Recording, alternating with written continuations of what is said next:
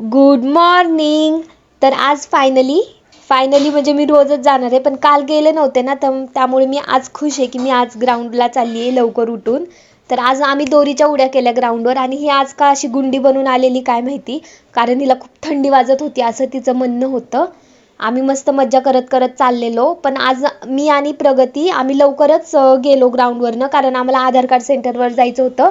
आमचं काल पण काम नाही झालं, म्हणजे काल मी एकटीच गेलते, काल पण नाही झालं, आज पण नाही झालं. काय करू देवा, हे तर कळतच नाहीये कसं होणार आमचं.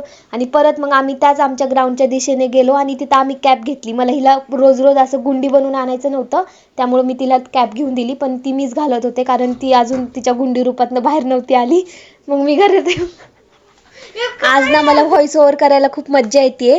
तर मी ना इथं काडा बनवून देते माझ्या भावाला नाही, एका दुखी आत्म्याला. ह्या पृथ्वीवर एक दुखी आत्म्याने जन्म घेतलेला आहे, त्या दुखी आत्म्याला. तर तुम्ही ऐका ह्या दुखी आत्म्याची कहाणी, मी नंतर कधीतरी सांगते. त्यानंतर ना इथं माझा डान्स करणं सुरू होतं. काय माहिती का, पण मी आज खूप खुश होते. आणि हे सॉन्ग ना माझं खूप खूप खूप खूप फेवरेट आहे, म्हणजे एकदम फेरी टेल वाईब्स आहेत ह्या सॉन्गमध्ये. त्याच्यानंतर मी एवढी इथं मस्त सुंदर टॉप घालून रेडी झाले होते.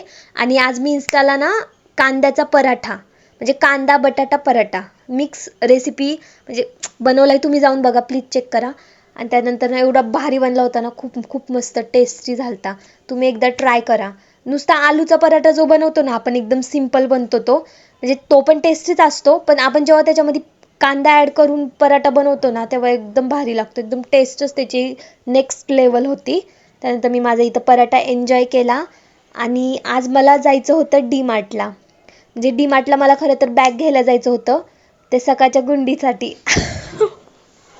ती तर शेजारीच बसते आणि चिडते का मला अशी बोलते, व्ह्यूजसाठी माझाच बकरा बनवला म्हणून. त्यानंतर ना आम्ही मॉलमध्ये गेलो. डी मार्टच्या खालीच हे मॅक्स मॉल आहे, तिथं गेलो खरं आम्ही, पण तिथला रेट बघूनच आम्ही पळत पाय घेतला. एवढे रेट बापरे, आता सध्या तर नाही परवडणार आहेत मला. मग आम्ही पाहिले रेट आणि निघालो तिथनं. आपली गपचूप